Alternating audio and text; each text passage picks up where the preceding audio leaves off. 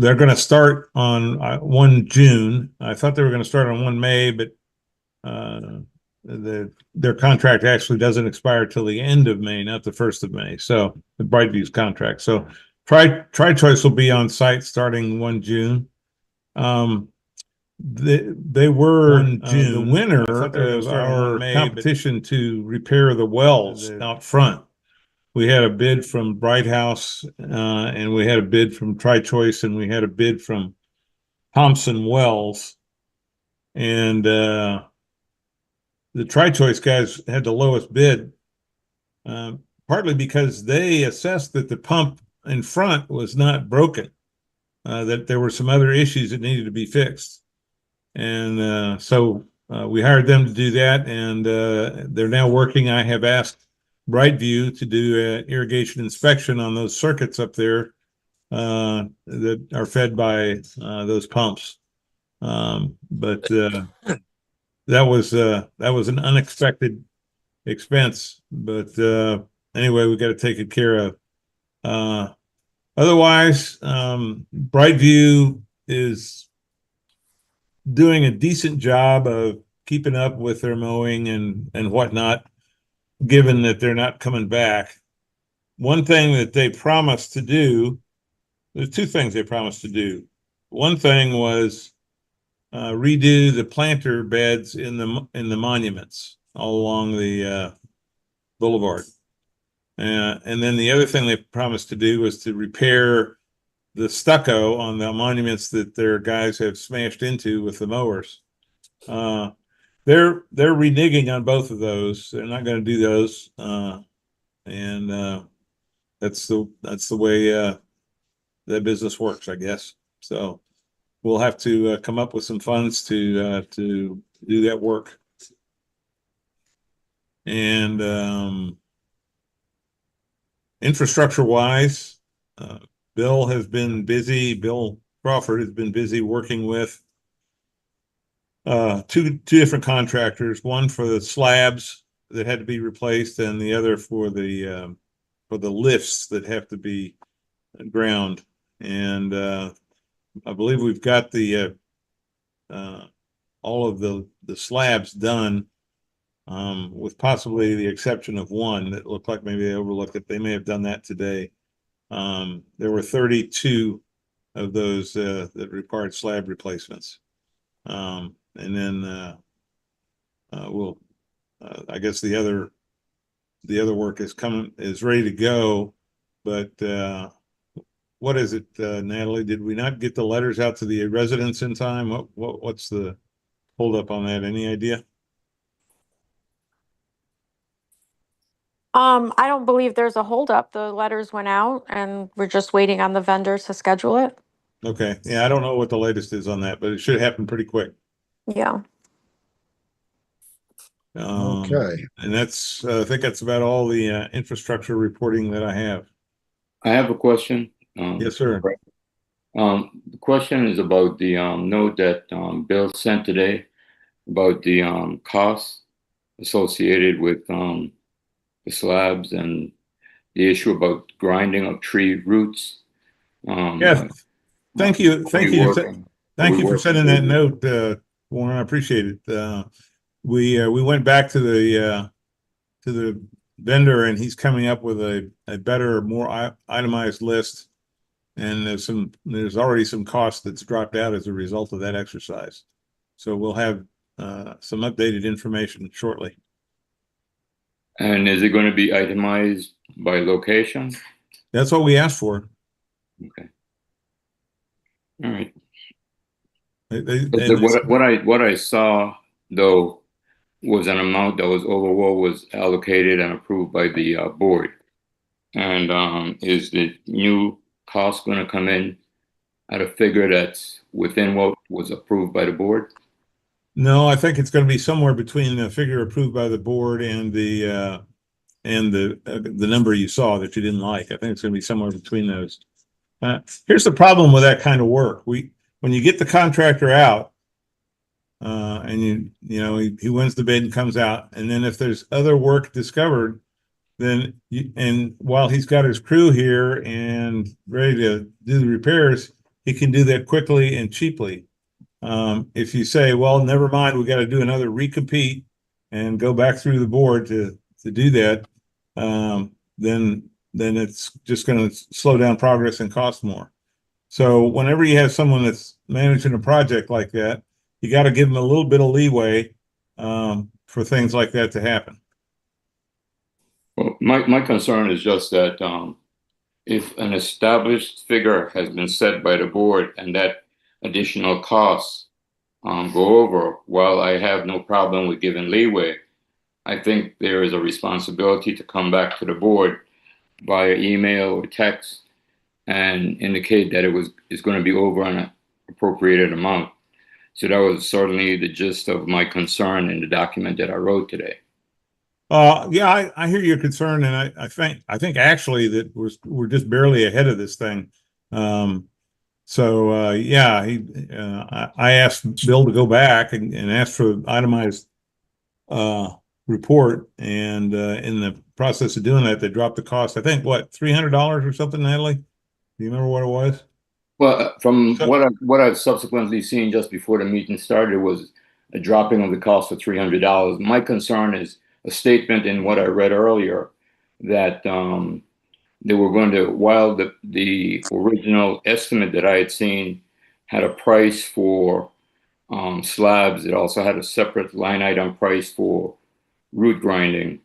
And then I saw language stating that, notwithstanding, we were just going to charge it.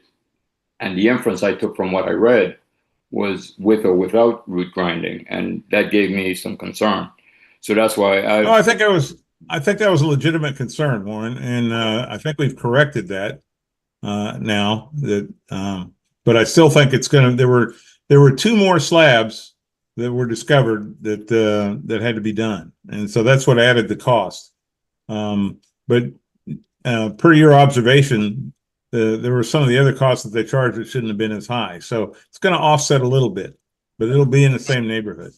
Okay, well, yeah, in the write-up that I saw, I noticed that there was some write-up and language from Bill Crawford indicating that there might be a possibility of two more slabs. So I think that was taken into account when the added language was added. My understanding was those were done, Warren. Okay. I'll clarify with Bill, but I understood that those were done. And that's what bumped the cost up $800, and so that's why he went back, based on your prompt, went back and asked for a more itemized list, and then some of the costs. There may still be some cost that comes off of that. I don't know, but I understand your concern. I hope I've assuaged it. Well, I'll see.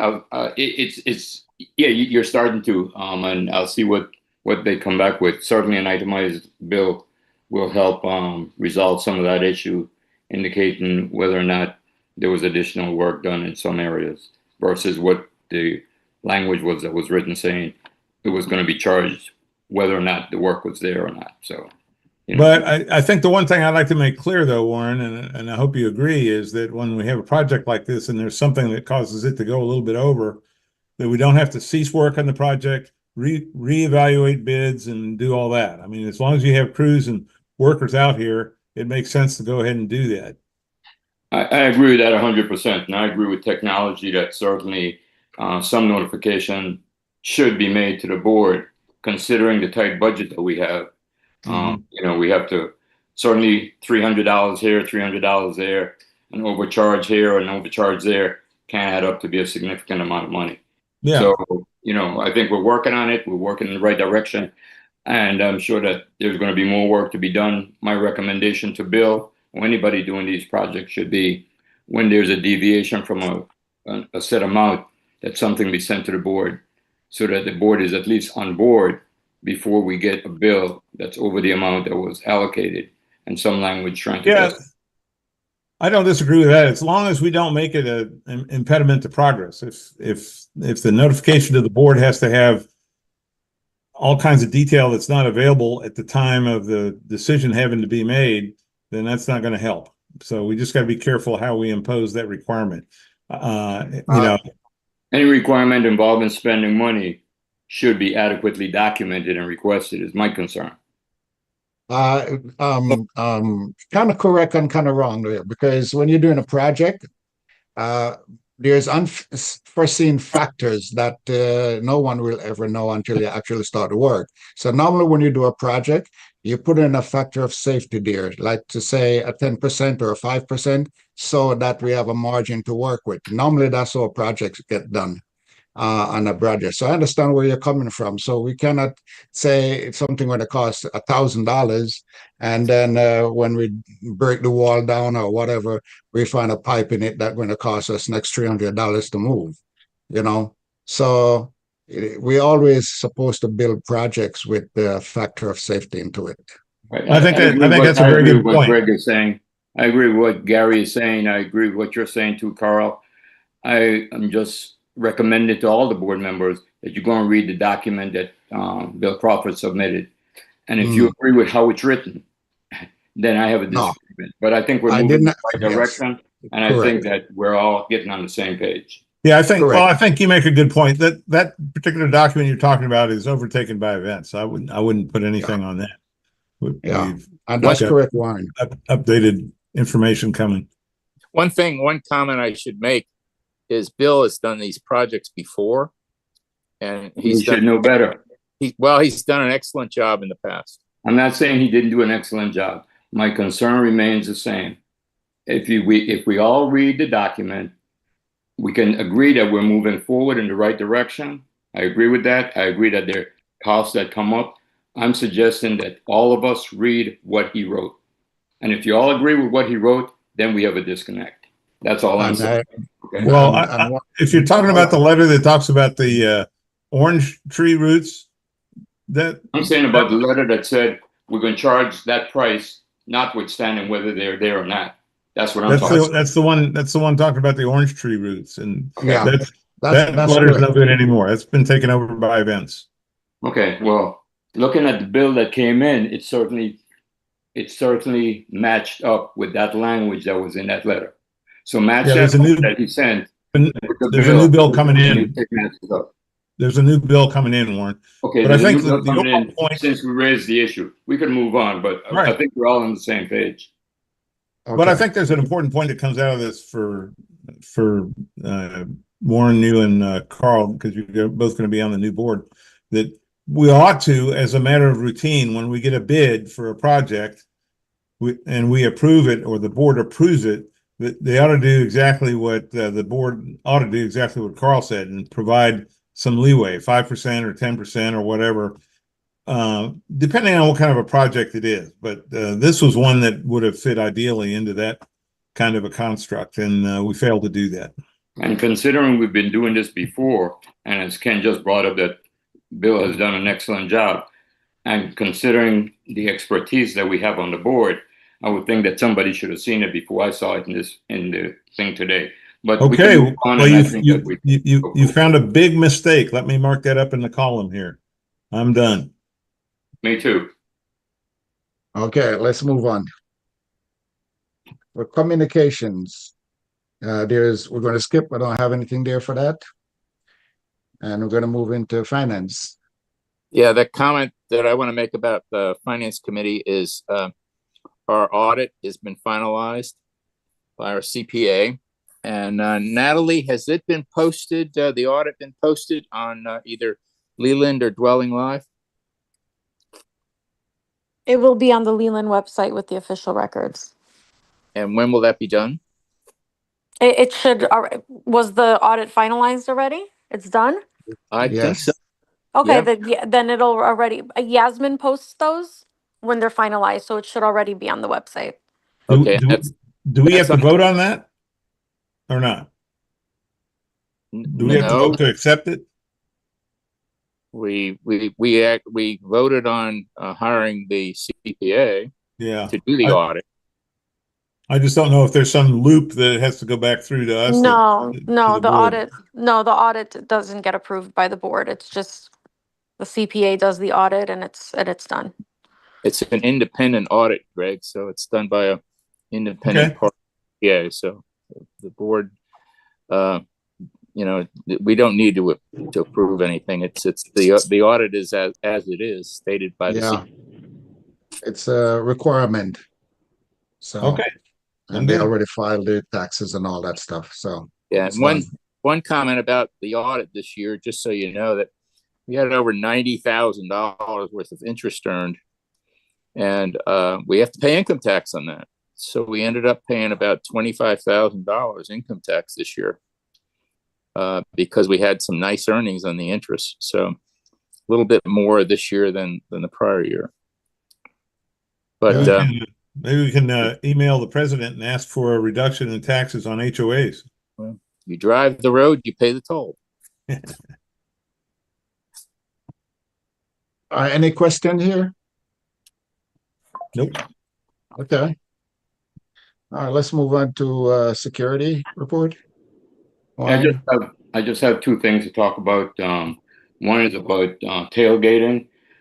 We have mentioned already, Carl, the success we've had at the back gate with no one really knocking the gate off for the past 30 days. And we've been having a number of reports of individuals tailgating through the front resident gate.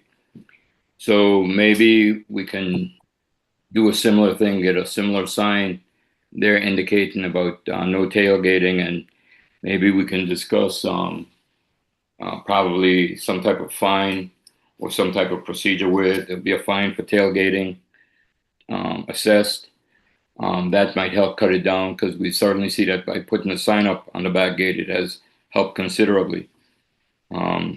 We've had a number of reports that have been sent to yourself, Natalie, and I, that we've coordinated with the guard service, and we're trying to find ways to stem the vast amount of tailgating that we're having.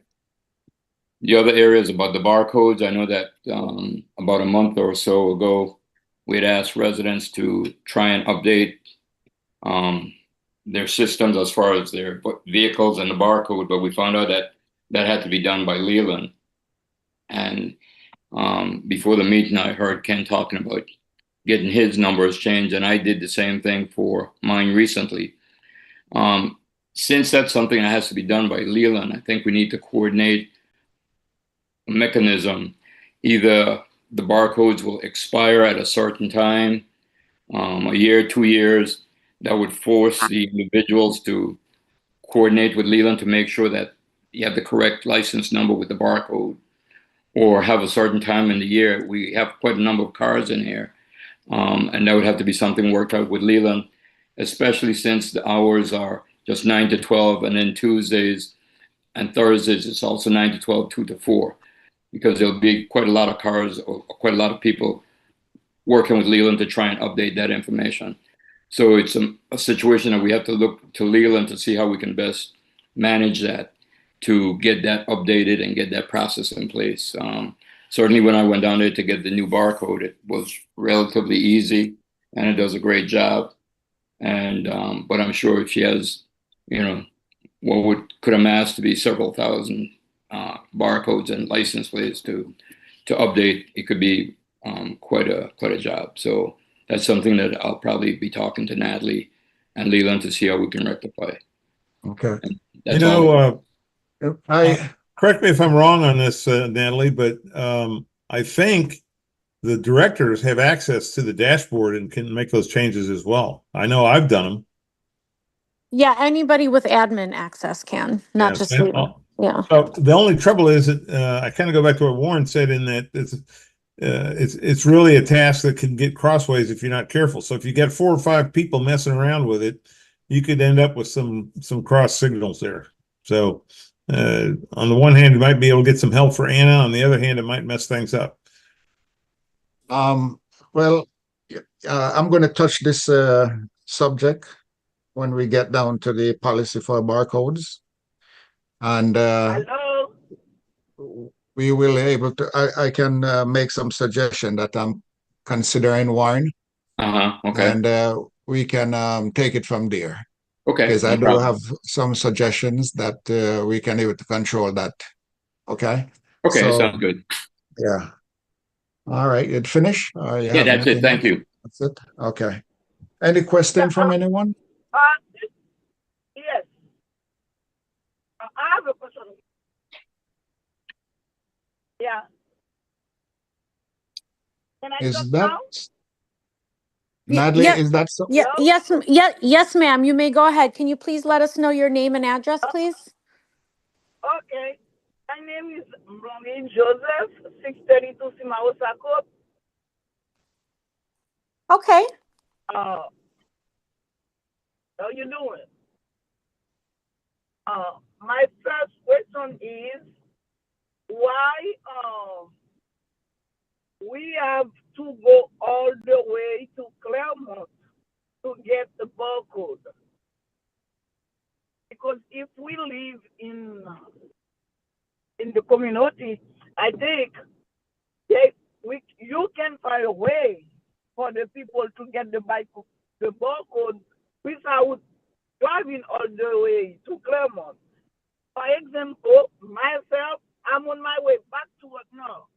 I come back home at 7 o'clock. How come if I need a barcode, I'm going to get it? Last time I need a barcode, I spent more than 3 or 4 months before I can get it. I would like to know if there's any way you can fix that. Warren, you want to answer that for me? It's not there very far. It's right across the way from Costco. It's just on the other side of Winter Garden. It's not too far. 7.8 miles to be exact. Yes, but I work 12 hours. How come I left my house at 7 in the morning, come back at 7 p.m. when I have time to go over there? And they close, I think it's from 9 to 12.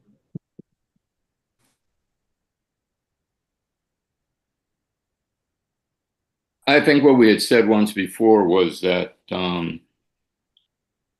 we had looked at other options. I believe at one time, maybe a year or so ago, the board members used to issue the barcodes. And I think that process was stopped because, you know, everybody has a concern as far as the distance. The way I put it was that a cop stops you and asks for the registration, but cops aren't the one that give you the registration. You have to go to DMV. I realize that, you know, when you said that you work 12 hours, I believe that we have not found what is appropriate other than going to Claremont to where Leland has their office. I don't know if the new board will look at it differently, but right now that's the process that we have.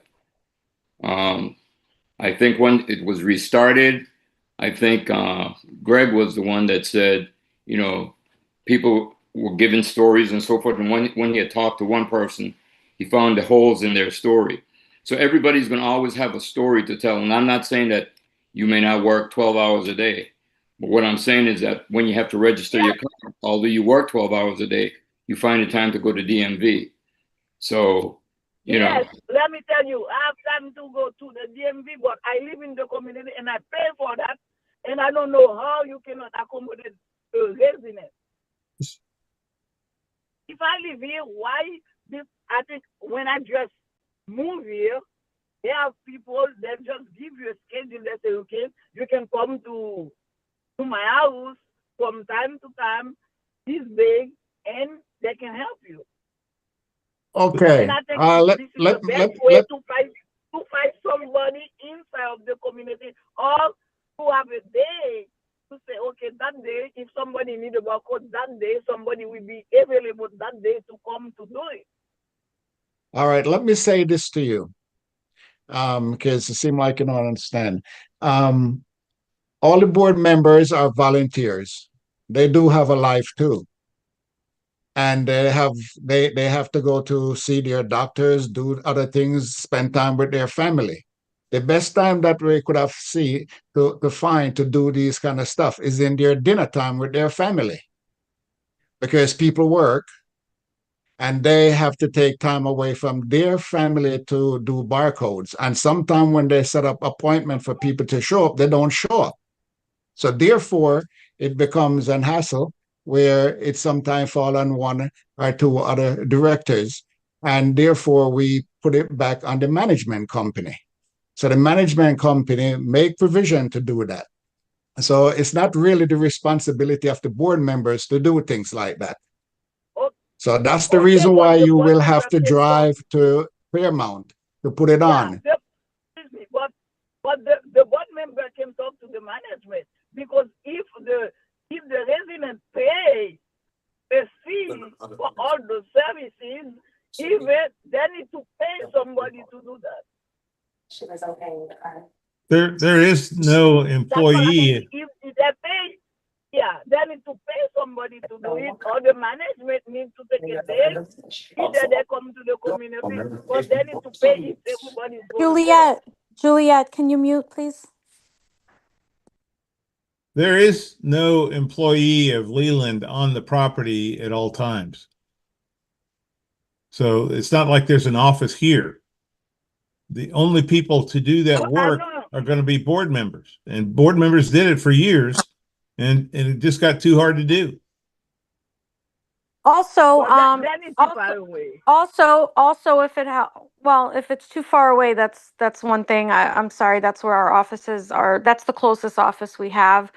We've also extended our hours. We are paying our administrative assistants extra to stay at the office Tuesdays and Thursdays between 2 and 4, to accommodate strictly Westyn Bay residents for the barcodes. So, that's Monday through Friday, every morning, 9 to 12. And then Tuesdays and Thursdays, in addition to the Monday through Friday hours from 2 to 4. So, those are the hours that we can accommodate. And that's good to know. That's good to know. if that helps, it's not just the mornings. We do have Tuesdays and Thursdays now from 2 to 4. So if you can try to make that work, let me know. You can email us and we can set up a time for you, okay? Another option too is they can have somebody else bring the car out, because it's the vehicle that has to be there then, and just make sure it's the right vehicle. So they could have someone bring the car out and do it. That's another alternative. We would rather, no, what we need is the homeowner that with the registered vehicle, the homeowner to bring the vehicle over. Okay. Yeah, that's important, that it's a homeowner. Yeah. Just for security reasons, because otherwise you just never know. We might have, anybody can get a barcode at that point. So yeah, no, the homeowner definitely needs to bring the vehicle, show the registration, your license, proof of residency, all that. And then we'll apply the barcode. So for the homeowner, just let us know. You can email me and we can set you up an appointment that works for you, maybe in the afternoon. Okay. Thank you. You're very welcome. I have welcome. another question. I don't know if I can pay it now or if I need to wait for later. This is regarding the water sitting in front of my house.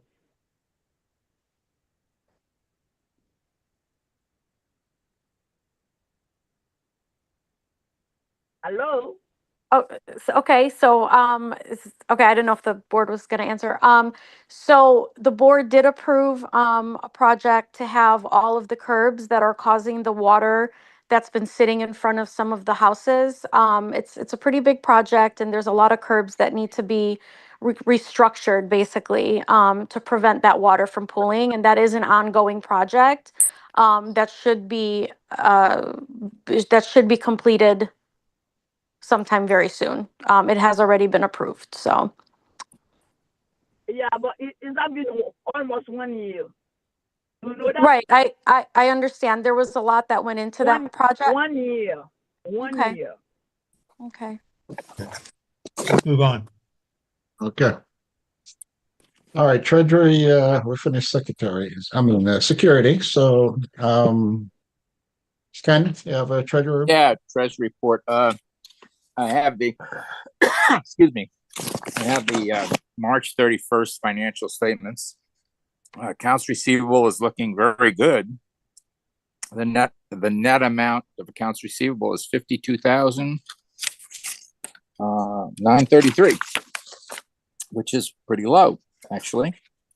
But it is the end of the quarter, so that part of it normally picks up in the first month of the quarter. So, but that's still good.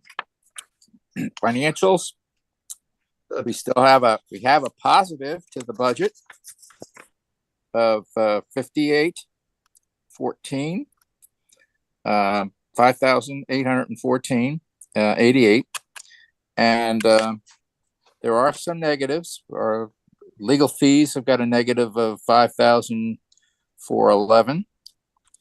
The other big one is we have repairs, general maintenance and repairs of 15,450. So that's a negative, but we've had some major repairs that the budget was only $20,000, and we've paid the actual number. We paid actually over that, 20,449. So the budget is $5,000 a quarter. So that's why it's over $15,000. But we've had some major repairs that have had to be paid for. Other than that, the numbers look good. We do have total cash. Some questions were asked about the cash amount. We have about $3,200 on the audit as of 12/31. We do have considerable amount in reserves. Right now we have 2,537, 865. So our reserve number is pretty good. And we do have a lot of the money invested in CDs, as I mentioned before, about the interest income for the year. So from a financial standpoint, we are addressing the needs of the community as far as any capital improvements that need to be done, because that's in analysis with the reserve study. And that's going to be addressed, I guess, by the new board when it gets on board. Any questions? Any questions from anyone? Not me. I'm good. I'm good. I'm fine. All right. Let's move on to old business. Review and approve the prior board meetings minutes for last month, 4/14. Make a motion to accept the minutes as amended. Well, okay. Well, yeah, I was going to say that I brought to Natalie a couple of areas that needed to be changed. So with the amendments, yeah, I'll second the motion. Okay. I'm not sure All I in saw the favor? amendments. What were the amendments, Warren? With my report, I had submitted 3 documents that were not included. Okay. And she had me, as far as saying some stuff that I didn't say. Okay. All right. Thanks. Yep, I got that all changed on the minutes, and I'll resend it over to the board. Okay. Can you guys, I'm sorry, I was typing. Can you tell me who motioned and who seconded, please? Ken motion to approve, and I motioned to, I did to second it. Who motioned to approve, Warren? I'm sorry. Ken did. Ken. Ken. Okay, gotcha. Ken, Okay. Ken and Warren. Got it. Okay, thank you, Okay, guys. so all in favor here? Aye. Aye. Okay. All right, let's move on to new business. Pool bids to review and approve. Let me kind of give you a little rundown for those who might not know why this is back on the table. The pool company that we offer the contract to service our pool, I have been monitoring their progress, to see what's going on, and I was totally disappointed in the performance and what I observed with the pool. So we cannot afford to let the pool get run down based on their performance. So we have document a handful of things that we found that's not suitable. So therefore, we make a decision to review the other bids and see who's the next best candidate we should bring on instead. So we already gave them notice, the current pool company, to leave at the end of the month. One of the things that I notice, I see that they could not get the pool to properly balance the water level, causing the water to run out in the garden, bringing back debris into the pool. Second, they were not properly vacuuming the pool floor or skimming it properly. When I saw the contractor there, he's sitting and he has a trainee doing the work. And they come in their lunchtime to do this kind of stuff. So that's not unacceptable. That's totally unacceptable. So that's why we're moving forward with getting a new contractor and to start it work next month. So here we go. We have a few pool bids that we'd like to review, which I think everybody probably already did review them. And I just want to bring that out. From the bids that we have, I think we pretty much lean into, I think it's what, One Stop? Yeah, One Stop looks pretty good actually to me. Yeah. Carl, can I make a suggestion? Sure. Since we have some ideas as far as One Stop, and on Thursday there'll be a new board, can't we just make a recommendation to that board and let that board also have an opportunity to see if they're in agreement with the recommendation? I don't have a problem with that. No, not at all. If you want, we can put it off till next I'm board just saying that if there's a recommendation, I think I heard Greg just say One Stop, and I don't know if everybody's in agreement with One Stop, but what I'm saying is that there would be a recommendation from the board to the new board saying, we've looked at these bids and this is who we think, but it would give them an opportunity to also look and see if they're in agreement. Because if we decide on One Stop now and 2 months from now we have a problem with One Stop, just like we're getting rid of this one company now, they may have said, well, we wish we had looked at it. So that's what I'm saying. I'm saying to go ahead and make a recommendation instead of making a selection. That's what I'm suggesting. Oh, I don't have any issue with that. Substantively here. One second here, Greg. Okay. The only problem is that if this company leave when is it? Nadley, when they're planning to leave? I thought they had a month. I thought they were going to leave the end of the month. I thought we had to give them 30 days notice. 30 days, yeah. We gave that notice already somewhere, Warren. I don't know how long ago that happened. So I thought the 30 days was up in June, sometime in June. The beginning of the first week in June, it was my recollection. I think it's the 1st of June or something of that nature. I don't have that information in front of me. But if we decide to go with allow the new board to make the decision, do we going to have time to bring them on? Well, the issue would be signing the contract. It would be a recommendation from this board. It would certainly, the new board would certainly know that the current company is going to be non-existent after whatever date it is in June. I believe it was the first week. I don't remember the date. So I don't see them sitting and letting there not be a pool company. When is the new board going to have their first meeting? We don't know. Well, there's a meeting after the election, isn't there? Oh, but that's only for organizational electing officers. That's all. It's not a regular meeting. I'm sure that with a recommendation that that's going to be my suggestion. The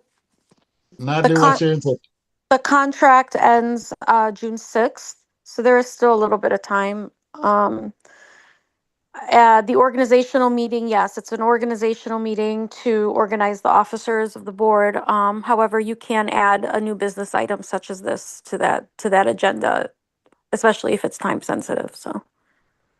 And would the new board member will have time to review these things? Well, I guess.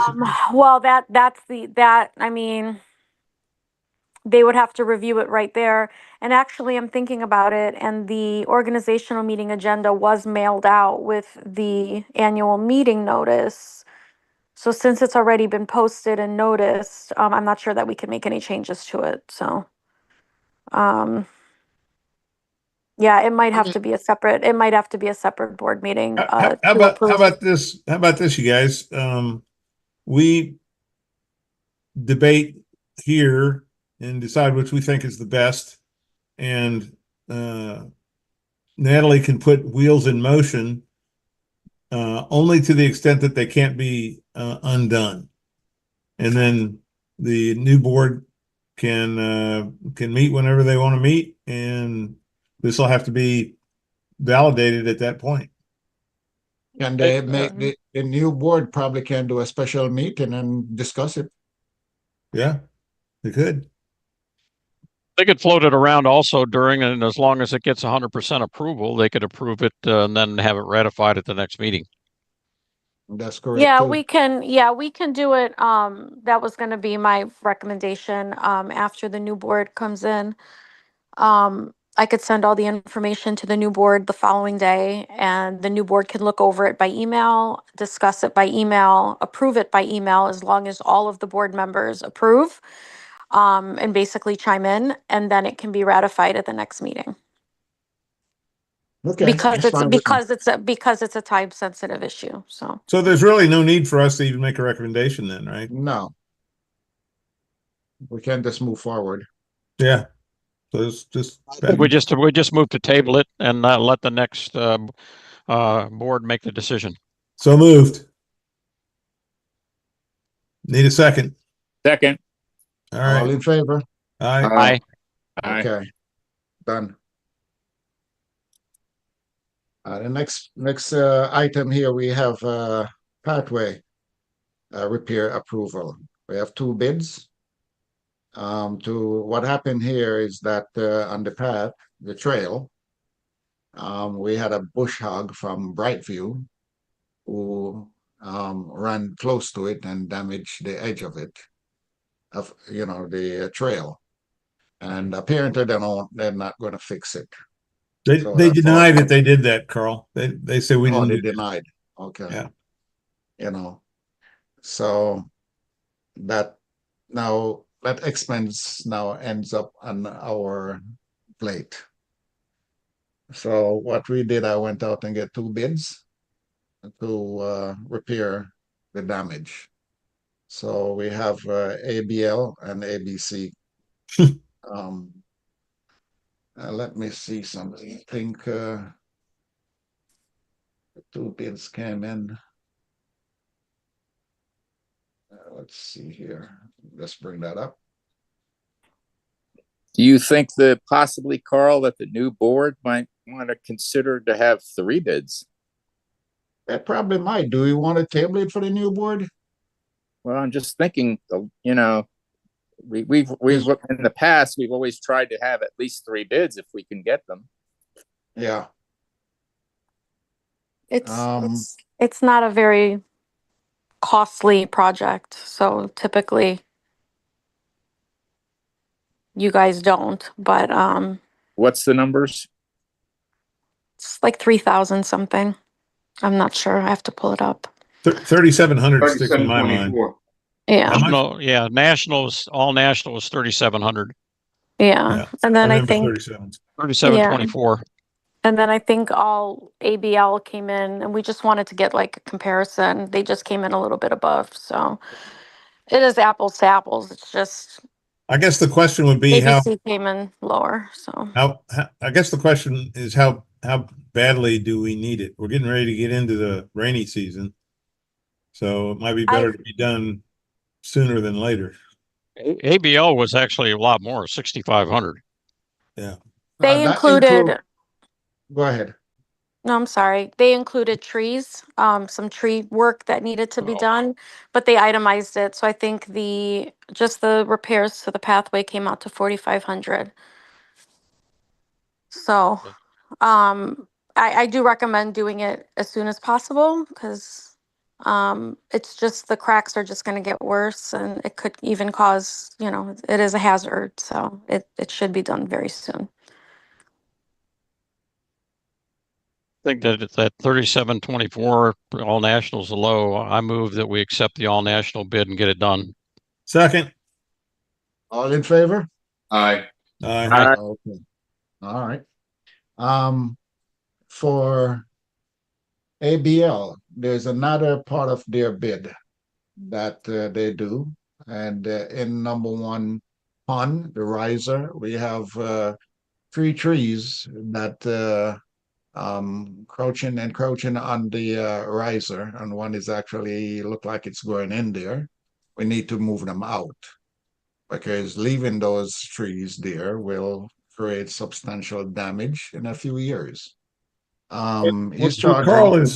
Carl, let me just explain to some of the other people what you're talking about. That Carl's talking about it. There's a concrete structure in basically the swamp, which is next to Pond B, that is designed to handle the overflow from that swamp if it ever gets filled up. And there are trees growing up into it and sort of in between it. That's what he's talking about. Yeah, and those trees need to get removed before they get larger, because once those trees start to grow bigger, they're going to start to crack up the concrete and create more problem. Where's that on the That's in pond A. Pond B. Warren, are you familiar with Pond B at all? No, I'm not. Pond B has a area that's wooded that is actually really a swamp that is designed to take the overflow from Pond B.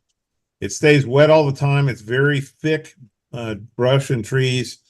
And at the very western end of it, there is this drain structure that is pretty big, pretty good size. What would you say, Carl? Maybe 5-6 feet off the ground and probably 5 feet long by 3 or 4 feet wide, something like that. Yeah, and not counting the in-ground section, you're looking at probably 8 to 10 feet if you're talking from in-ground up. Okay.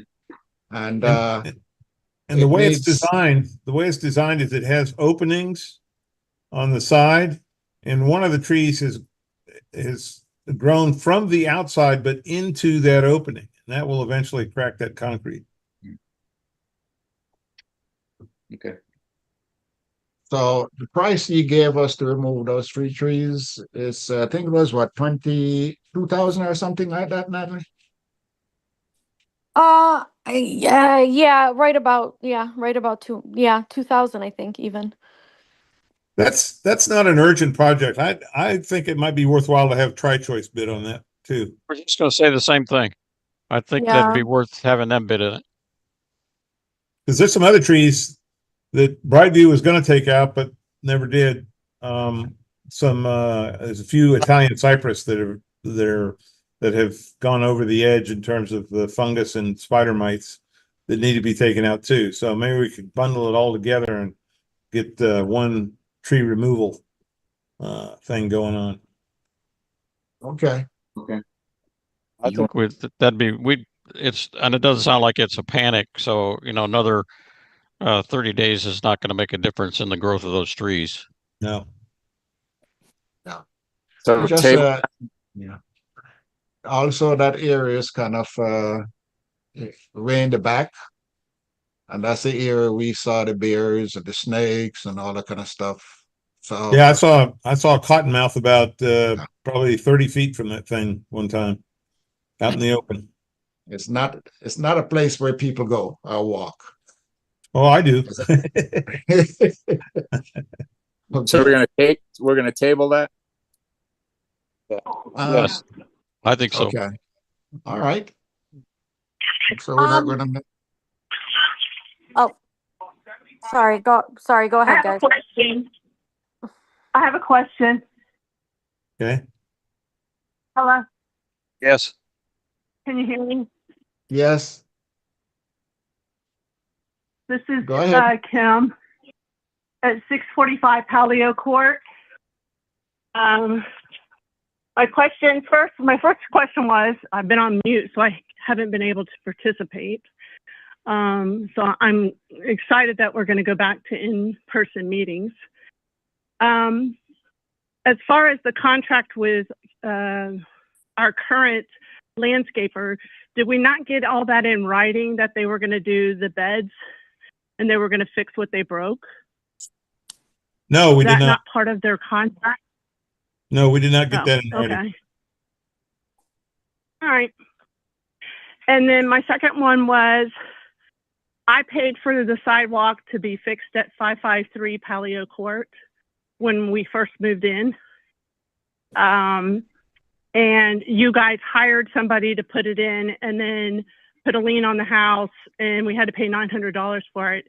And you've marked that sidewalk again. I am not paying for that sidewalk again because there is no tree there. And you guys, I don't know who you hired, but they didn't do a good job. And I'm not paying for the sidewalk to be redone again. There's no tree. The tree's been taken out. The stump was grind. And you guys paid, you hired somebody and paid them and made me pay for it. And they did not, you didn't come back and inspect it and make sure it was a good job. So I'm not replacing that sidewalk again.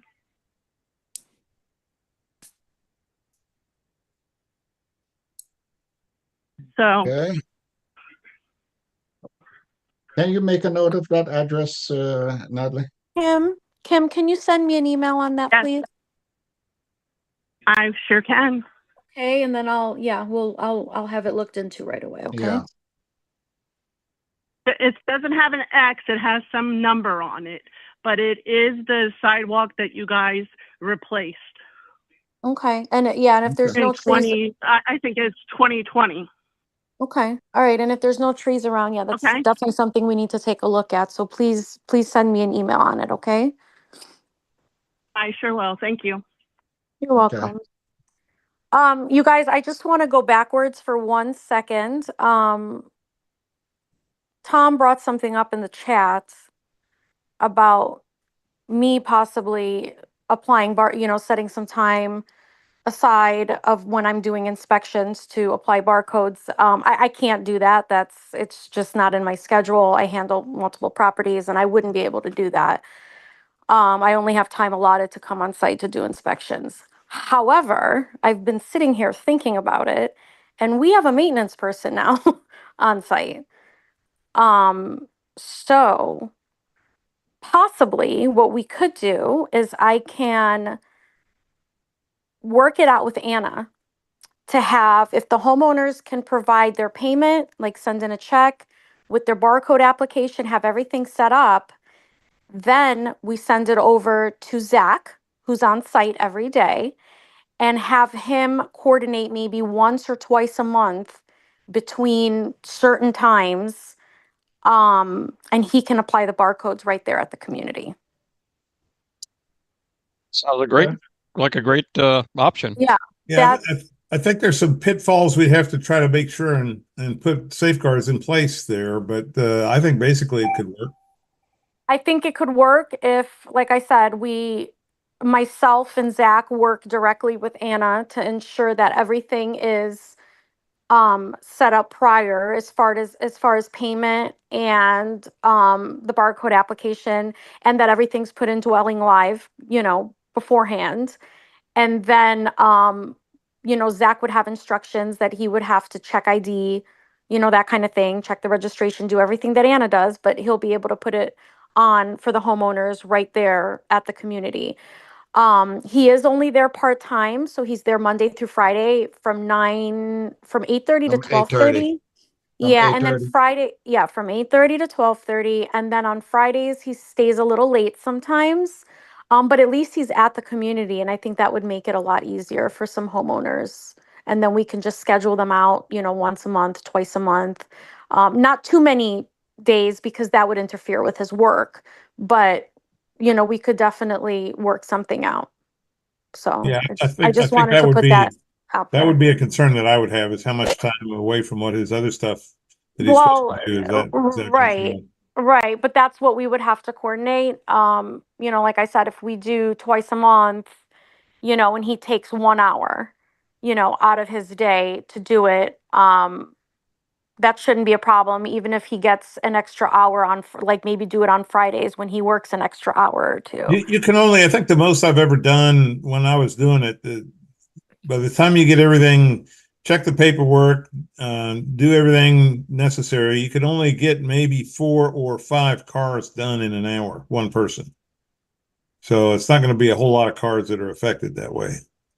Right. And I think we would still keep the same procedure and the same process, being that, Leland Management has our offices, and, homeowners would still need to come to the office to get it done, but in more extenuating circumstances where it's really, we understand work schedules and all that stuff. You'd be amazed at how many extenuating circumstances we have here.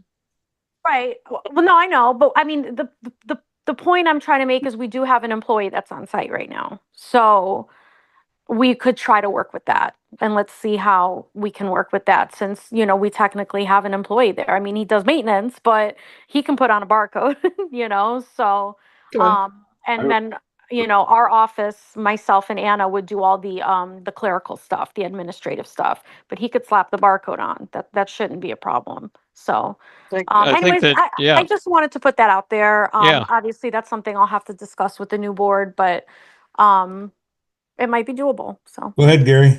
Yeah, but Natalie, I think the key is that Leland is responsible for doing the barcodes, and if you can work it out so that that can be part of your responsibility to put on the barcodes, and you can maintain the decorum of how they go on there, I don't see anything wrong with it, because it's all in your house.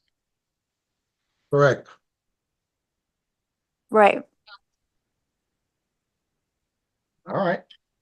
Okay, Okay. like I said, we'll need to discuss it more and come up with a good procedure, because again, we don't want it to get messy. This is a security thing, and that's why we switched it over from the board doing it to Leland doing it, because it's more organized that way. It's more, like Warren said, when you go to the, when you get your registration, you go to the DMV. It's, it should be structured that way, but again, we have an employee on site, so if we can utilize him to help out, that would be, I think, beneficial. So, All right, let's move on. Okay. All right. So next item we have here is a bid for replacing the sand that's in the pool filter that filters the water. And we feel it's time for it to get changed. Looking at our record, we haven't seen where the sand has been changed for a while. So we went out and we got, I think, what, couple bids on this? And oh, sorry, I thought you were asking me. Okay. Yeah, I think we went out and we got 2 bids on this item. The current contractor that's there, pool company, we have them to provide us a bid, and a supplier that normally do maintenance and pool repairs, systems, to provide us a contractor. That's Spees. That's on page 28 of the meeting packet. I did a little checking. I did a little checking on this, Carl. The conventional wisdom is 3 to 5 years in between changing sand. It's been since 2017. Pam said that they changed the sand in these filters. What that says is that if you do a good job of maintaining them, you can get a lot more life out of them than 3 to 5 years. So, and that's what Spees is known for. And Spees has been the primary pool contractor for that kind of work for us since the beginning of the development. So I'd highly recommend going with Spees on this. Okay. I spoke with him too, and he seems very knowledgeable and he knows our system pretty well.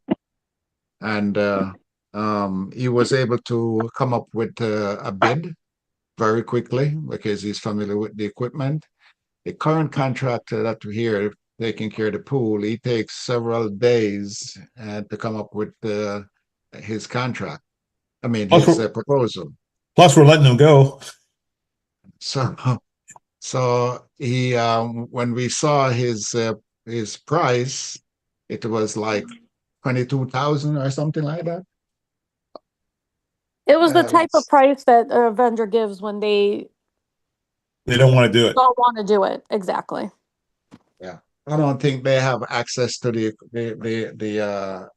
that brand parts, because there's parts that needs to be changed. The manhole seal, which is pretty much hard, have to be replaced once they open up that tank. And I don't think he has access to the vendor. So I don't think that guy has an understanding of how our system works to this day. I don't. You're talking about the current contractor, right? So I don't think they that would be an experiment for them. So we would rather to stick with Spees. It's pronounced Spees. Pronounced Steve. Spees. It's like Speeds. Like peas with an S in front of it. Speed. Okay. Steve. Okay, I got it. So I'm proposing that we go ahead and use this company instead, because they just charge 7,000. 77.25. I'll make a motion to that effect. Second it. All in favor? Aye. Aye. Aye. Okay. They just trying to make a bunch of shit so that we have to deal with it before they leave. I don't know. They're changing the pool filter. Is somebody not muted? Who was that? I didn't get that. Natalie? Did a homeowner have a question? Are there any questions for the board on this last agenda item? Filter replacement. Okay. All right. All right. Okay, so Greg motioned to approve the replacement. Gary second. Thank you. And You all guys in favor? All of us. All of us in favor.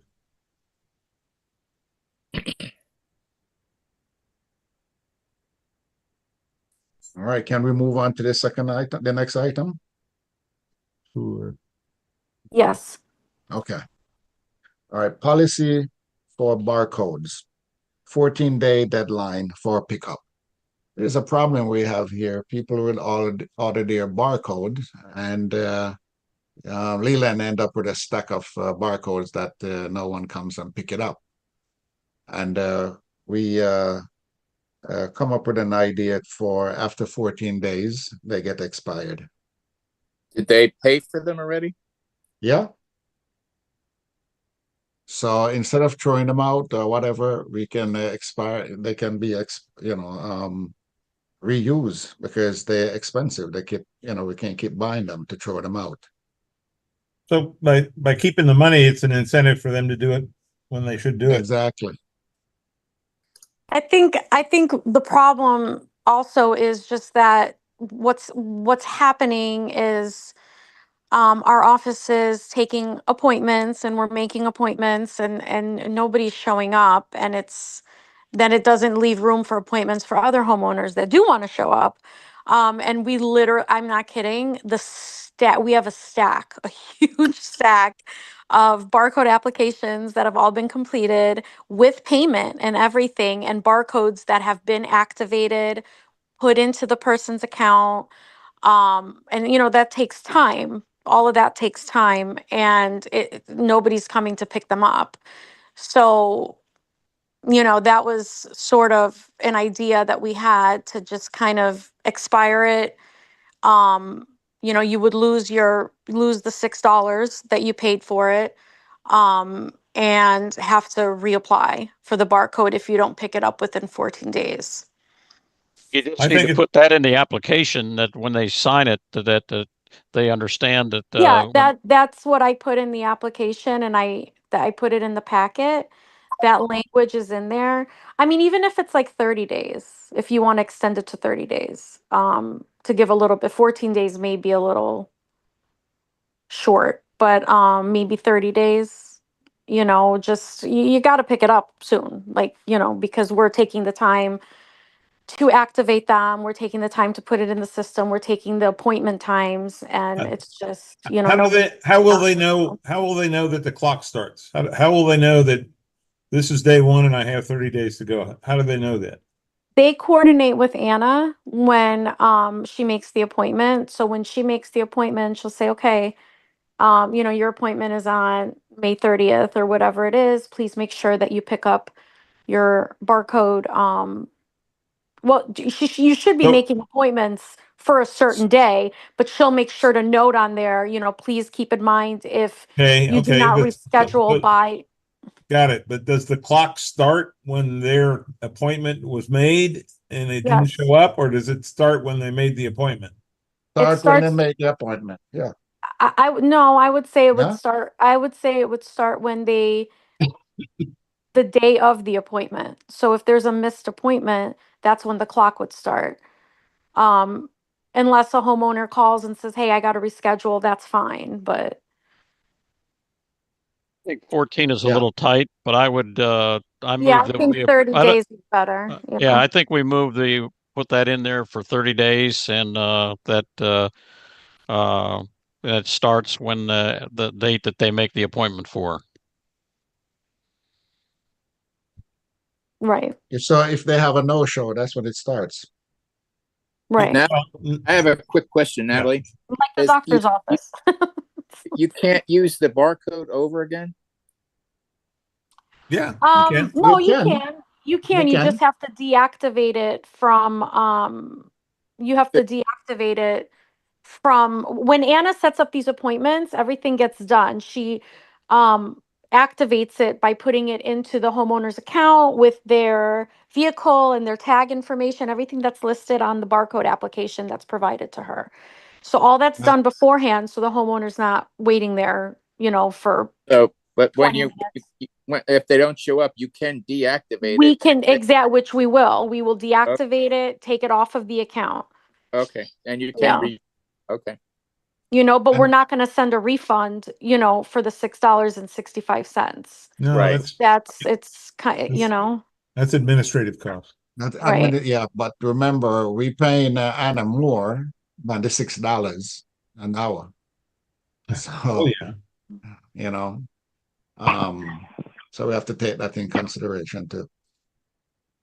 I All thought right. your office was between this hour and this hour to pick up. I never made an appointment. You said we're open from this hour to this hour to come pick up my barcode. That's what I did in Claremont. Has that changed? That's a good point. That's a good point. Because if that's the case, it's a little hard to get in there because sometimes you go and the door is closed during those hours. I know because I had to make 2 trips. That's reason to make the appointment, right? Right. An appointment should be made moving forward with the new procedure that the board is discussing right now. It'll be by appointment only. Yeah, that comes with it. Move to change that then on the application. It says that by appointment only, Natalie. Because it says you just called Anna to set up an appointment, but it needs to state that the barcode will be applied by appointment only. Okay, I can add that in there. Yeah. Gotta have that. Well, we added in there to what's already in there is that they have to contact Anna to make an appointment. Right. So but yeah, we can add further language to that effect. Or you could just say walk-ins, not welcome. Not honored or whatever. I don't know. But anyway, I would say that we do that with those changes and make it 30 days instead of 14. And I move that we approve it on that basis. Second. All in favor? Aye. Aye. All right. We have one item to I should have amend the barcode here, which I'm going to still bring it up. And that's what I was talking about earlier, Warren, about putting some controls in place with the people with the correct barcodes and have the incorrect license plate. What I'm suggesting is that we should, when we find a situation like that, we need to deactivate the barcode so that we'll get their attention to contact Leland for them to correct the license plate with the barcode.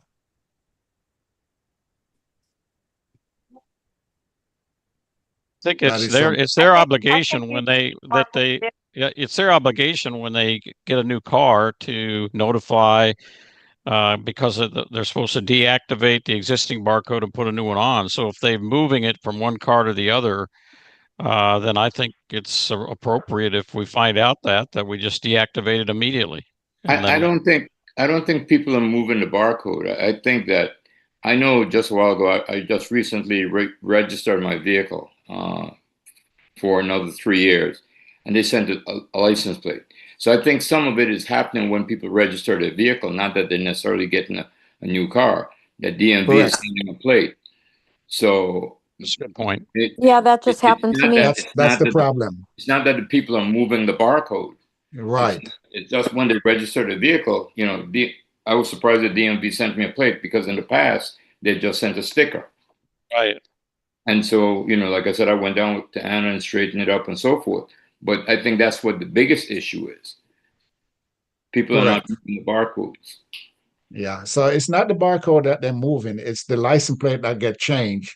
So when the car goes through the gate, and if the barcode reads but they have the incorrect plate, we immediately disable that barcode. I don't think we should disable the barcode. I think maybe if we find that, we could get in touch with the resident and say, your barcode and your license do not match. You need to contact Leland to get it corrected. Now, if you do that once or twice and they don't do it, then I would say deactivate it. Yeah, I would say don't think do you that should and do that, and then give them a week or 10 days to straighten it out. And if that doesn't Right. happen, then, Yeah. then go ahead and do it. That's Agree. fine. The only time you're running into that situation is like either somebody knocks the gate off, that you see on the film that it's a particular barcode number, and then you look at the plate and it's different to what's in the system, because ordinarily you're not able to tell that they're not matching up. The system isn't designed to tell you that. We just had that recently when we caught that tailgater, where a resident allowed a tailgater to come in behind him. Right. And we found out the license didn't match the car. Right, and that was the reason that we found it, because there was we were looking into a different violation, the tailgate, and then we found out that it didn't match. Now there's another circumstances where the license plate number changes. I just got 3 of them in the mail to replace 10-year-old license plates. So, I got to remember now to go in and make that change in the system. Right. Yeah, my license plate changed. I think Leland, once it comes up, we advise the resident that there's a discrepancy with your barcode and your plate. Please contact Leland to have it changed. If you do that maybe 2 times and they don't, you say that if it's not done by a certain date, your barcode is going to be deactivated. But I don't think you should have deactivated right the first time. I like giving them a specified period of time. It's too hard to keep track of how many times they attempted to do it. Okay, so. I have a Give them a couple question. of weeks. Yeah, give them 2 weeks or something. Yeah. So do we need to make a motion to do that? I have a question. We already did. Okay. Yeah, no motion is needed. Somebody's saying they have a question. I think it came up as Tony Morris. Yes. Tony Morris, 2950 Cardassie Drive. Updating that plate, does that require a personal visit to the office to Leland? I don't think so. Okay, that's where I want to find out. No, you would No. just need to you can contact me by email and just let us know what the new, what your new tag number is, and we can update your account for you. Okay, that's what I think I've done in the past. I just want to make sure that wasn't a change that was happening now. Okay, thank you. Yeah. All right. I So honestly think update the communication to say email her, because calling Leland, you never get anyone. So you guys keep saying contact Leland, you're not going to get anyone on the phone Monday through Friday. So if you want the residents to contact Leland, I think it needs to be specific to only emails, because that's the only response you're going to get. and you're We can correct. do that. Yeah, we could do that. Yeah, not a problem, because I find the email more effective. So yeah. Okay. So Natalie, for the barcode, what you got there? What do you mean for the barcode? Just give us a summary of what you have for the You rules.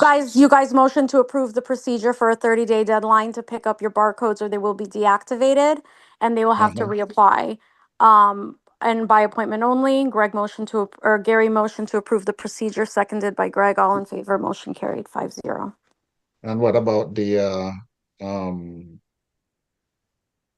what do you call it, the barcode being we just talk about that.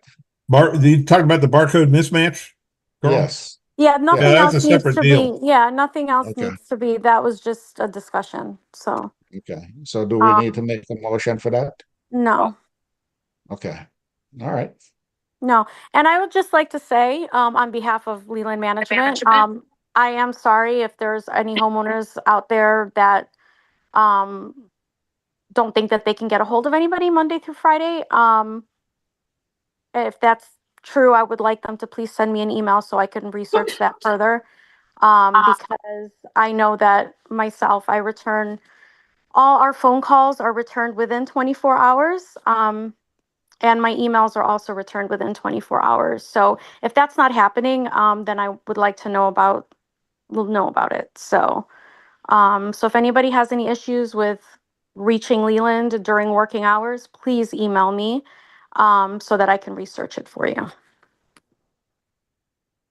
Okay, what's That's next? all. All right. Okay. Well, let's move on. We have the next item in the agenda here is for reserve study. Let me first make some clarification on this. Reserve study is it's a very detailed, in-depth type of report that we got from the professional engineers who study our infrastructure and make recommendation so we can able to budget for our reserves. We do have a few residents that have questions. I don't think the board members have the capacity to answer these kind of questions. So we would like to establish a special meeting and time, date and time, where we can have the reserve advisor be on site so that we can ask them questions. And I think that will benefit for the new board as well as many of the residents who have questions. You might want to have them put a short presentation together to kind of kick it off and kind of review it before you start asking questions, Carl. Right. Well, yeah, the reserve advisor probably can do that. I don't think us should be doing that. Right. They should do that. Yeah, he should be there. But what we would like to have is the residents or any other board member have any questions, they should submit that in advance so that the advisor can have those questions and plan for their answer. So I would like to what we would suggest is to set up a special meeting for this. And Natalie, question for you. Would that be hard for us to get the reserve advisor coming out? No, I already reached out to them and they said they would be happy to do a Zoom presentation, Okay. for the community. Mhm. They do charge, it would be at an additional, one second, let me pull it up. Really? They're going to charge us for it? Yeah. Even after Yeah. we paid for the darn study? Yeah, but these people don't do anything for free. They said that they will do a virtual presentation, which would be I'm sorry, I misspoke. A virtual presentation on Zoom would be complimentary, or they can do an in-person presentation. But that would be charged at a rate of $200 per hour. I don't see anything wrong with a virtual presentation myself. Not for that. For that the Zoom would be fine. Yeah, I think cool. Is Reed here on present here? He's up in New Jersey. Oh, okay. All right. So what we can do is establish a time and date where we can, because we need to give them this time the advisor so we could know if they can work with the time frame that we would like to set up a special meeting. That might be better off, Carl, for the new board to address. I want to set it up in enough advance that the community has time to plan for it too. So that's true. Yeah, we're coming up on summer vacation months too, so I don't know. I would, if you guys want my recommendation, I would think that you would want to let the new board set up, because if you guys set something up right now, what if the new board members aren't available? That's true too. I agree. Yeah, I agree. Yeah, I agree. All Let right, them so do it. let's table this then for the new board. So moved. All in favor? Aye. All right. Okay, let's do that. All right. And the second item is ARC approval, landscaping. Appeal. ARC appeal. I'm sorry, appeal, yeah, for landscaping. And let me see, is that for Tom? Tom, are you there? I'm here. Okay. Can you present to the board your appeal? I emailed everything, but yeah, I see the email. The appeal was denied. It said bamboos an invasive species per UF/IFAS and not allowed in residential landscaping. I subsequently submitted an email from UF/IFAS that said the particular species was not invasive. Also, I submitted a picture of a home on Cardassie Drive that has a species of bamboo growing in their side yard. And that species is non-invasive from what I can tell. Okay. Is it the same species like the one that's growing in that yard, that picture you sent us? No. Okay. The species that I put on my ARC request is Chinese dwarf bamboo. Okay. You said your appeal was denied. It wasn't your appeal denied. It was your ARC request that was denied, correct? Correct. Yes. Okay. Okay. And I only have one question, Tom. From what I could tell, by the way, I really liked your plan, the way you laid it out. That was really nice. But it looked like you had the bamboo plants right up next to the house underneath the soffits. Am I reading that right? Well, they're out about 18 inches from the wall. Yeah, that's about the length of a soffit, or the width, isn't it? About 18 inches. I'm just concerned, or I guess I'm asking, are you at all concerned about because these things grow to like 12 feet? Are you concerned at all about them getting caught up in your part of your house? So the main reason for Chinese dwarf bamboo is to make hedges. And so you keep them trimmed and they bush out as a hedge. Oh. So that's your intent to make a hedge out of them then? Yeah. Okay. Okay. So, and you're going to be keeping them within a certain height and all that stuff to meet it can be up to 6 feet. A hedge can be 6 feet high. Okay. Well, here's my other argument. Sure, go ahead. For $250, I can plant any plant I want and not have to get an ARC request. That's in our covenants and restrictions. Correct. So have to go through this appeal and all this crap, to me, was nonsensical. And the ARC member obviously didn't know what he was talking about. Well, as far as the 250 goes, I think you make a good point, and that's the reason that I have always said the 250 is cumulative. You can't go spend 250 a day for the next 1,000 days and say you're within the limit.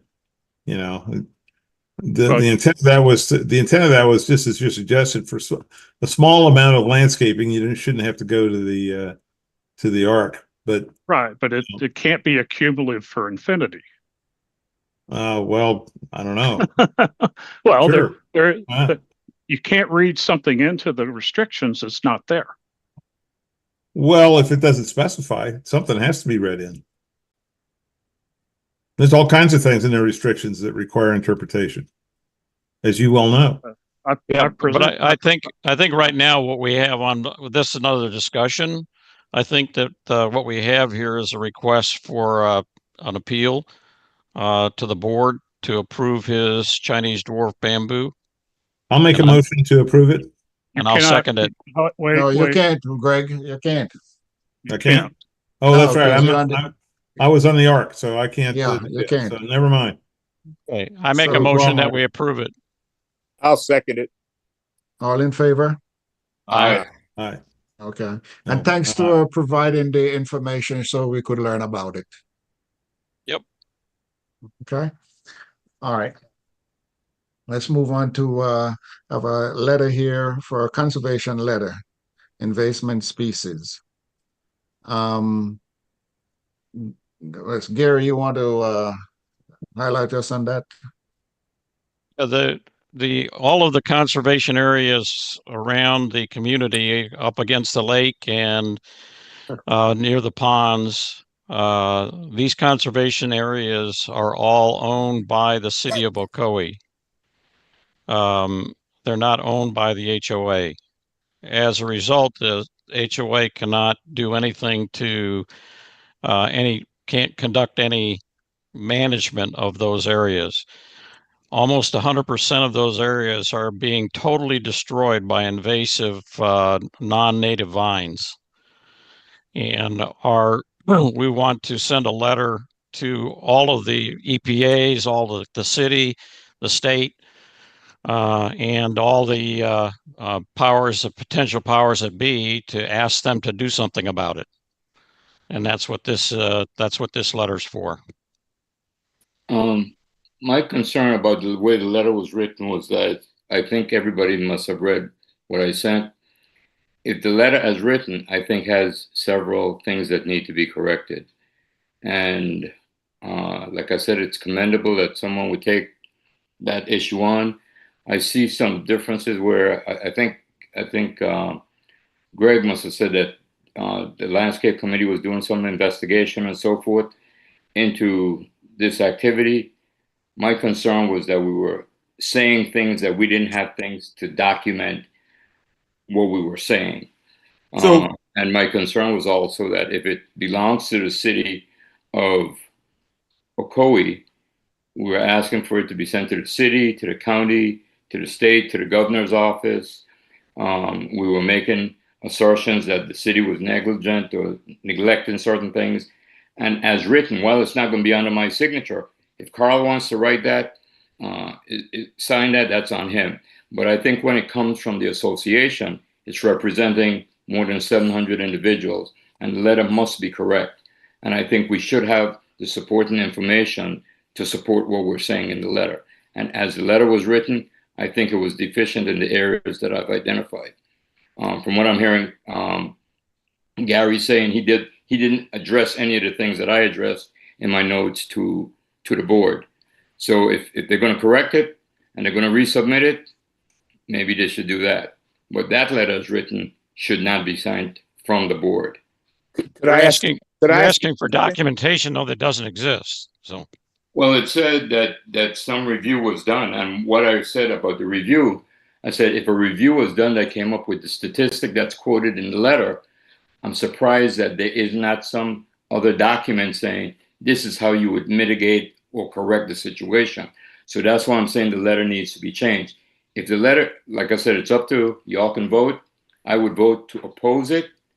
If the letter is written as it is, I think it has certain errors that need to be addressed. Well, there's some facts on the ground though that you need to understand a little better, Warren. Okay, well, this goes back a couple of years, and more than a couple of years, but about 2 years ago, we requested that a representative from the St. Johns River Water Management District come out and firsthand examine the situation, which he did. And he met with, let's see, Gary and Barb, who are both landscape committee members, me, I was the chairman of the landscape committee, and who else was there? Was it Bill Crawford? Might Gary? have been, yeah. I Yeah. can't remember, call that. Might have been though.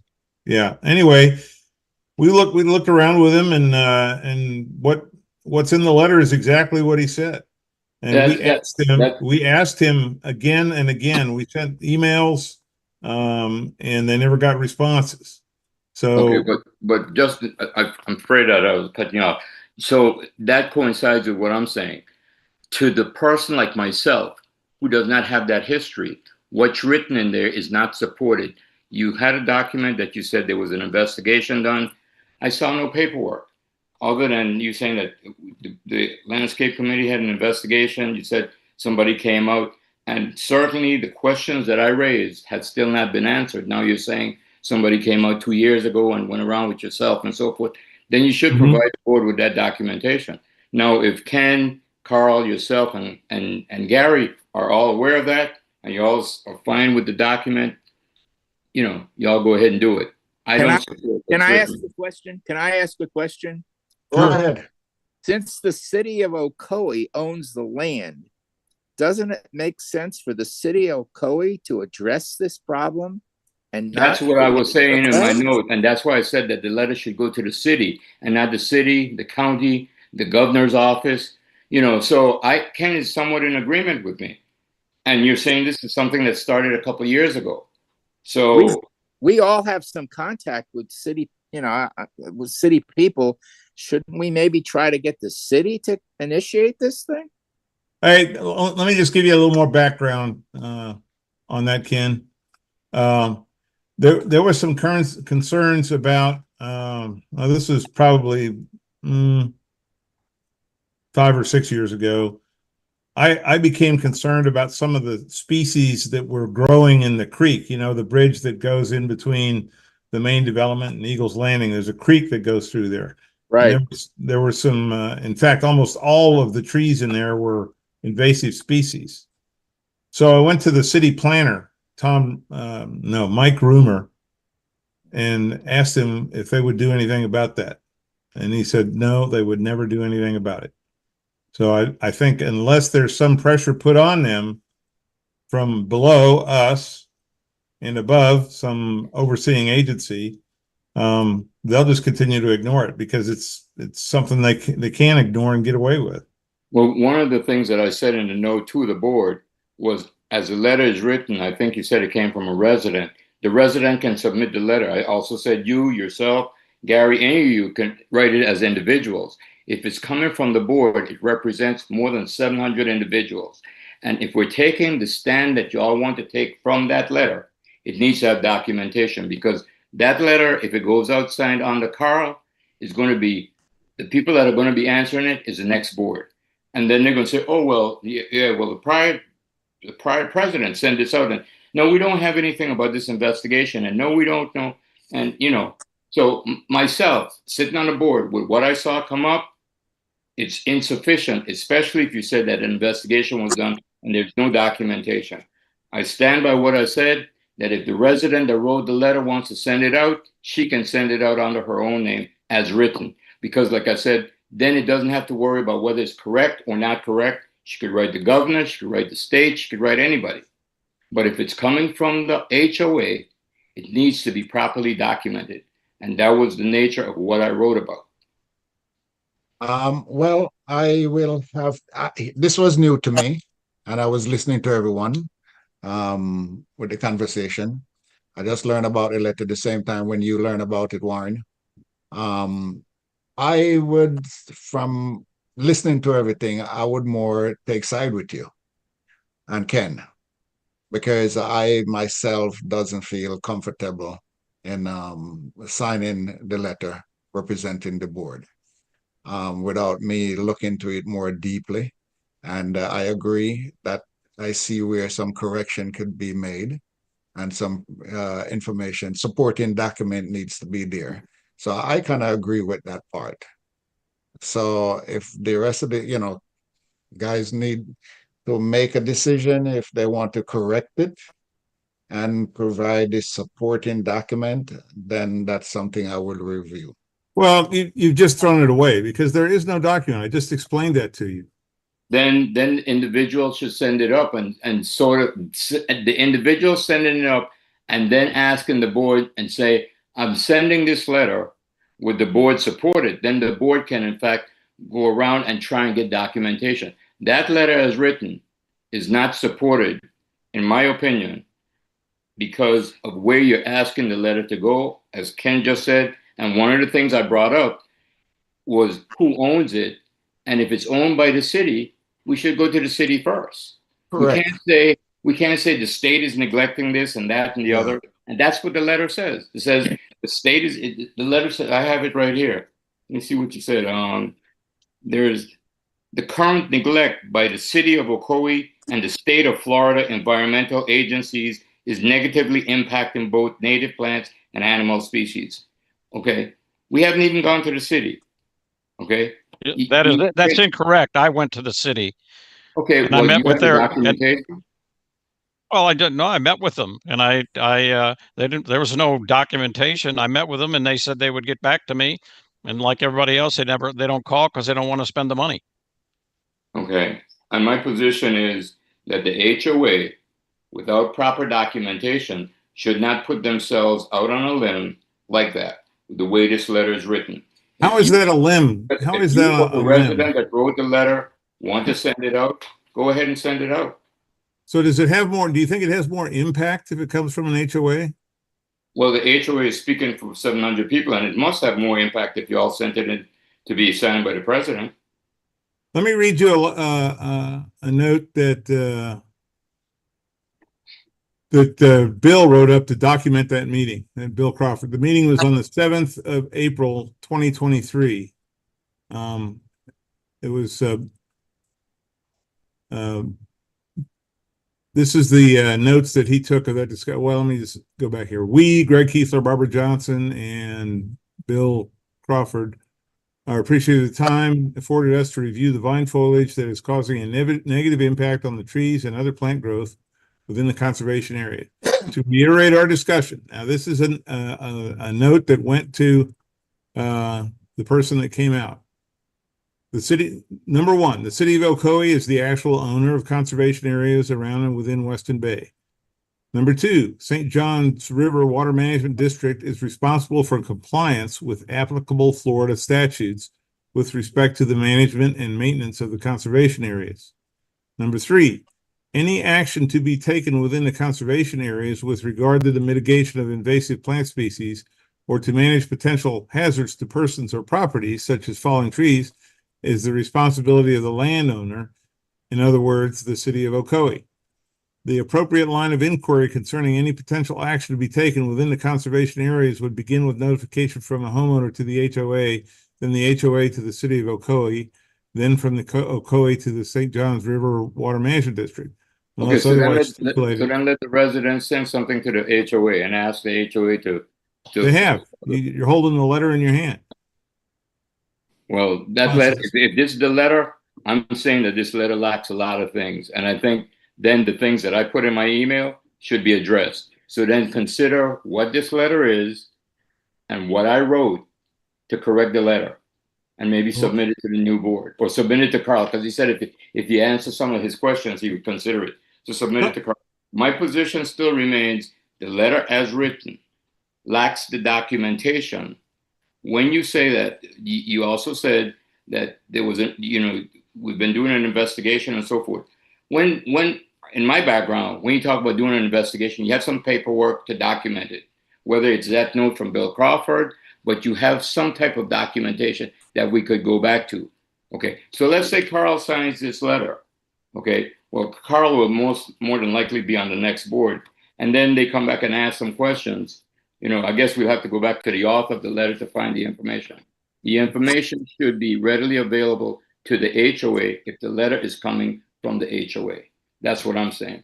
And the areas that I've asked to be addressed need to be addressed. One part of the letter, we cite one agency.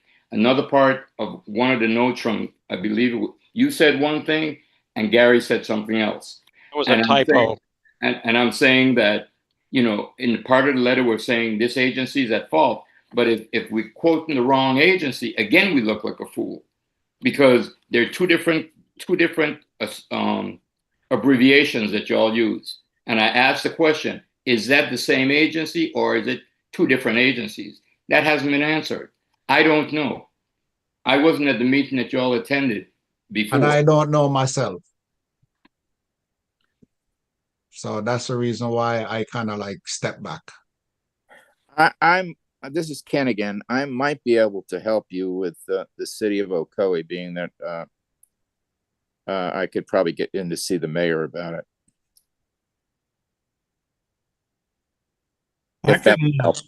I can get it in front of the city manager, but if we don't have something that says the HOA is on board with this, that's a waste of time. They're not going to listen to some individual homeowner coming up there and exactly. And and you yourself said it. If we can't get the HOA to be on board with it, and I'm saying if the HOA is going to be on board with it, then the HOA should have the appropriate documentation to back up why they're on board with it. That's all I'm saying. And that's correct. Well, what documentation do you demand? There is no I'm report. not demanding anything. Read the email that I sent. Maybe if you make those corrections, you could talk with Carl because it would be going out under Carl's signature. I noted several inconsistencies, and I have not heard them addressed yet. This may be another issue to move forward to the new board.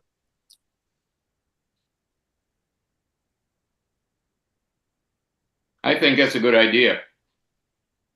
I don't think the new board will do anything with it. You don't know. You didn't ask the new board. The new board isn't even in place yet. All right, let's table it for the new board. What I said, and I will probably be on the new board. What I said is that those questions are answered. I said that there needs to be appropriate documentation. I'll say it again, Warren. There is no documentation. The only documentation is Bill's letter. Well, if you put that in there, and you certainly clean up the stuff about what you have in there, you quote certain percentages. Why would we say a percentage if we don't have anything to base it on? I'm not an expert. I'm not a conservation expert. How am I going to say it's 80% contaminated? Because that's what the guy said when he came out. Which guy? Do you have the guy's name? Somewhere. Somewhere. Okay, right. Yeah, the guy. Okay. Well, I've said what I think I needed to say. It's up to Carl. I think the letter needs to be corrected. I think it could be presented to the new board, answering the questions. Like you yourself said, if you write it as an individual, it may not go anywhere. So you want the weight of the HOA behind what you're saying. And if you want the weight of the HOA behind you, then it needs to be correct. All right, so let's move forward and let's table it for the new board, and we can make the adjustment to the letter later. All right, let's move on. Okay.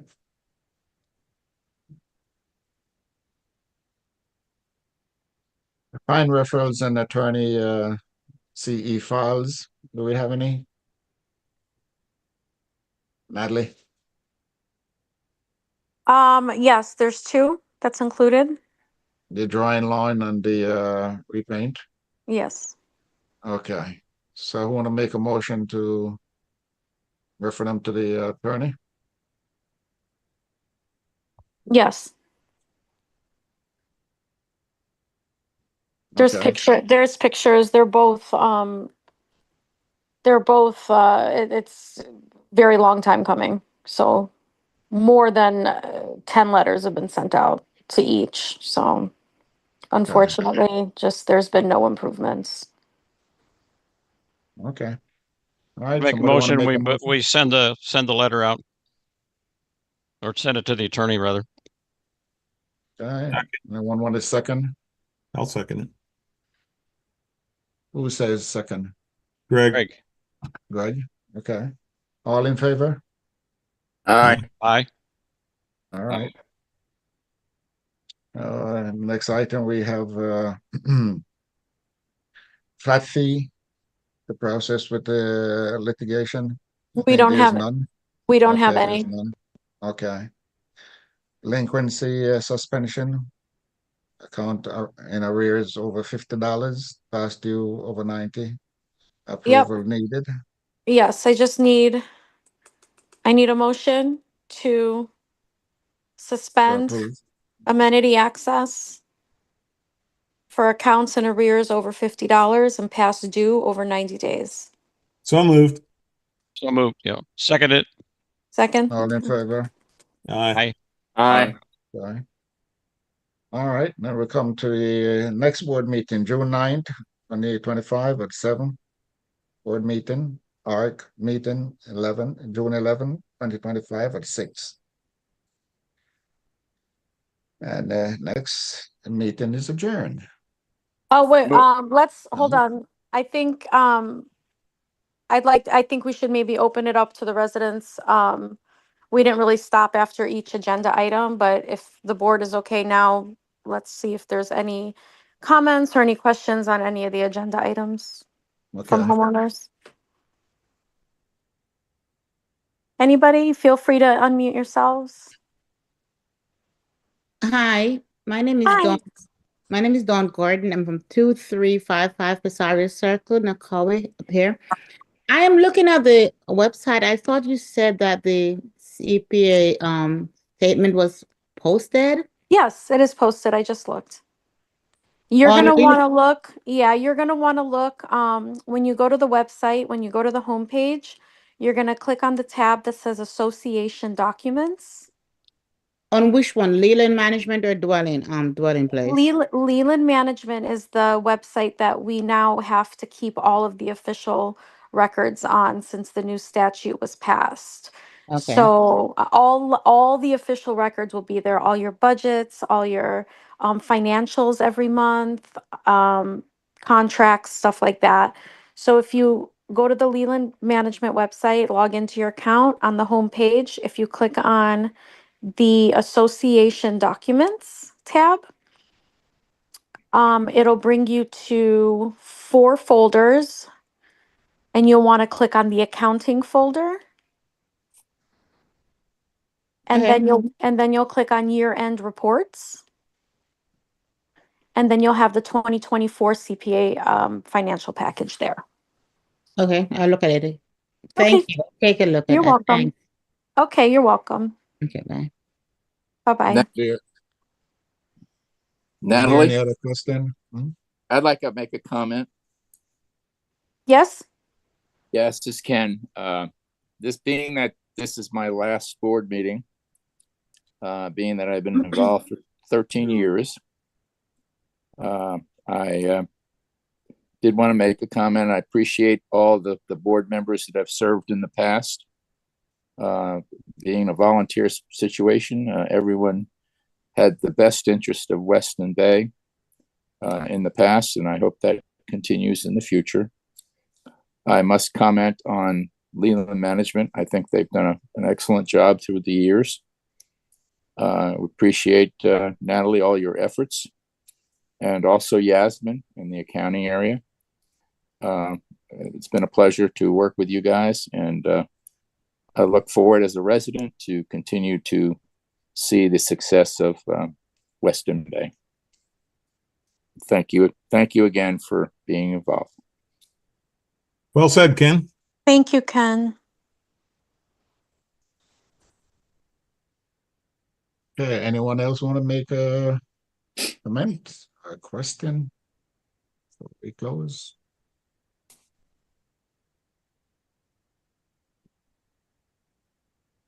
Is there anyone want to make any comment or questions?